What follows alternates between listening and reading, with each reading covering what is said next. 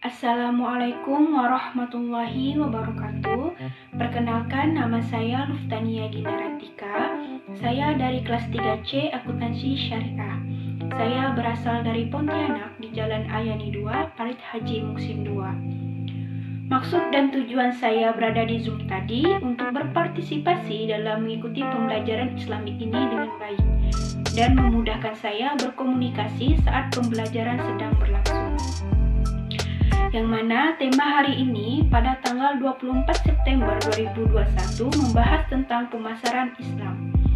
Pemasaran Islam atau marketing Islam adalah sebuah disiplin bisnis strategis yang mengarahkan proses penciptaan, penawaran, dan perubahan dari suatu inisiator kepada stakeholders.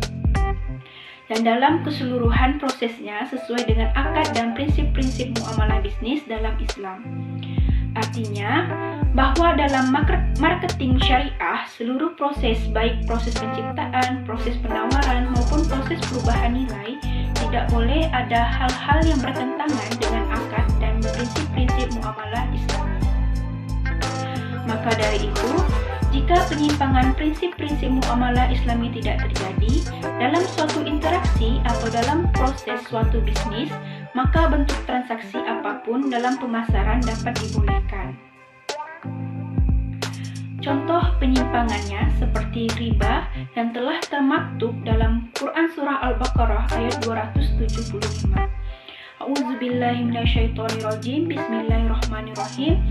Allazina ya'kuluna riba la yaqumuna illa kama yaqumul ladzi yatakhabbathu syaitanu minal mas.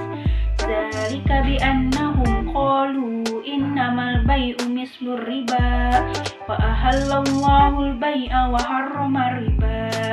Faman ja'ahu mau'izatun min rabbih fantaha falahu ma salaf wa amruhu ila Allah wa man 'ada fa ulaika ashabun nar hum fiha khalidun. Shadaqallahul azim. Yang artinya, orang-orang yang makan mengambil riba tidak dapat berdiri, melainkan seperti berdirinya orang yang kemasukan syaitan lantaran tekanan penyakit gila. Keadaan mereka yang demikian itu adalah disebabkan mereka berkata atau berpendapat sesungguhnya jual beli itu sama dengan riba. Padahal Allah telah menghalalkan jual beli dan mengharamkan riba. Orang-orang yang telah sampai kepadanya larangan dari Tuhannya, lalu terus berhenti dari mengambil riba, maka baginya apa yang telah diambilnya dahulu sebelum datang larangan dan urusannya terserah kepada Allah. Orang yang mengambil, maka orang itu adalah penghuni-penghuni neraka, mereka kekal di dalamnya.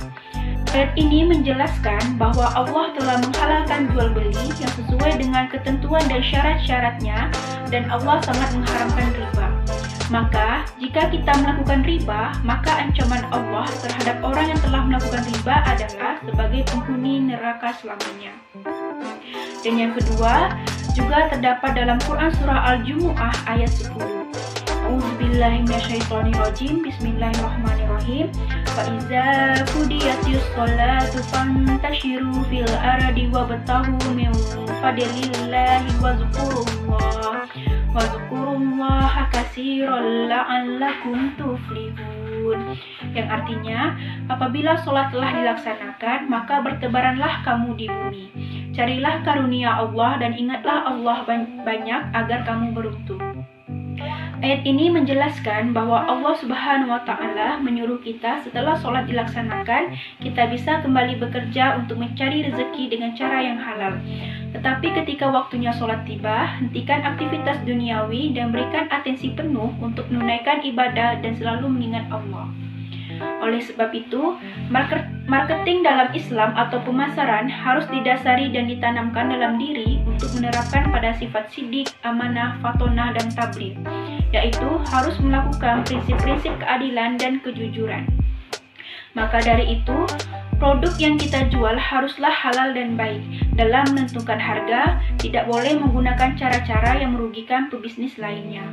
Islam telah memperbolehkan pedagang untuk mengambil keuntungan, karena hakikat dari berdagang adalah untuk mencari keuntungan. Dan janganlah berlebih-lebihan yang mana sesuai nilai-nilai Islami yang terdapat dalam Al-Quran dan hadis. Karena pemasaran dalam tinjauan syariah menyandarkan pedoman etikanya pada nilai-nilai Islami yang terdapat dalam Al-Quran dan hadis.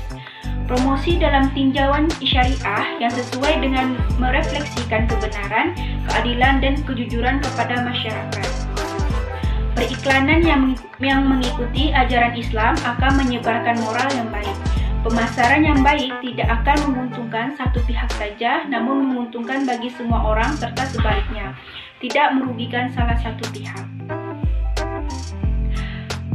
Mungkin itu saja yang dapat saya jelaskan dan saya paparkan. Kurang lebihnya mohon maaf. Ihdinas siratal mustaqim, wabillahi taufiq wal hidayah. Wassalamualaikum warahmatullahi wabarakatuh.